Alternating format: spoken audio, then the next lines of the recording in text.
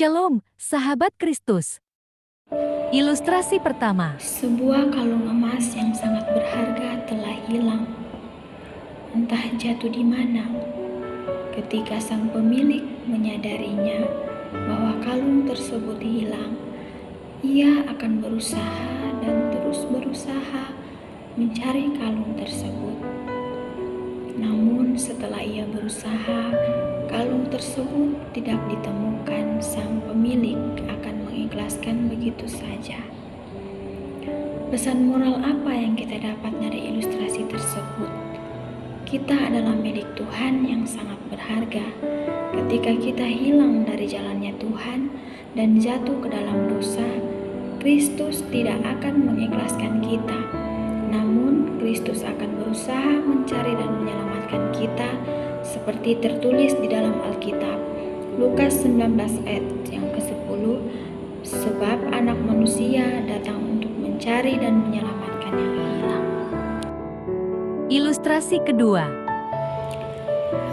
Ada dua orang pendaki gunung yang sudah mendaki gunung sampai setengah tebing sebuah gunung. Pada awalnya tampak sangat bersemangat dan memulai pendakian dengan penuh keyakinan. Namun pada pertengahan jalan mereka mulai kelelahan. Pendaki yang pertama memutuskan untuk berhenti karena kekuatannya sudah tidak mendukung. Berbeda dengan pendaki yang kedua, meskipun lelah, ia tetap berusaha untuk menyelesaikan pendakiannya.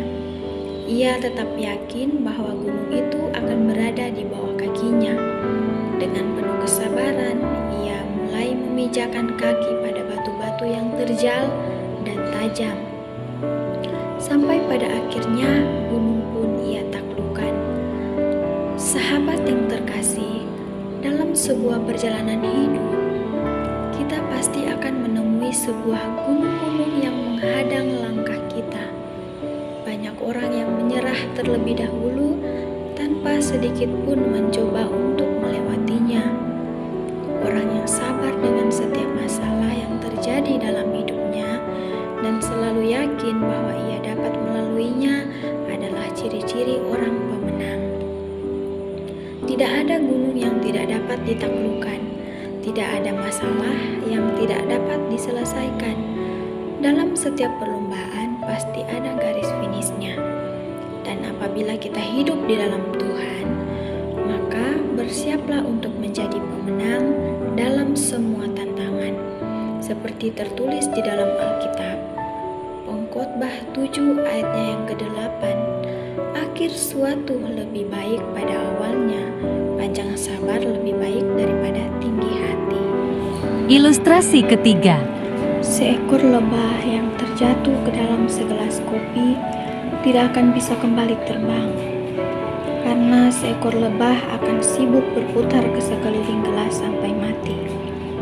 Alasannya, lebah ternyata tidak pernah melihat jalan keluar pada bagian atasnya, tetapi hanya akan berusaha mencari jalan keluar lewat pinggiran gelas. Padahal jalan keluar tidak ada di sana. Semua jalan tertutup.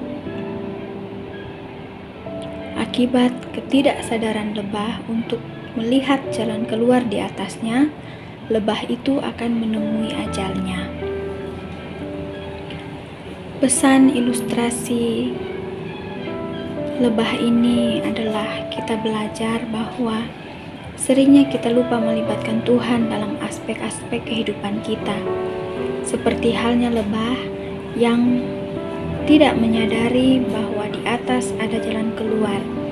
Kita sering lupa bahwa ada Tuhan di atas segalanya yang sanggup memberikan jawaban, jalan keluar, ataupun pertolongan. Tidak peduli seberat apapun masalah yang kita hadapi, Tuhan selalu ada bersama dengan kita, bahkan dalam kegelapan yang tergelap sekalipun. Firman Tuhan berkata, sekalipun aku berjalan dalam lembah kekelaman, aku tidak takut bahaya, sebab Engkau besertaku. Gadamu dan tongkatmu itulah yang menghibur aku.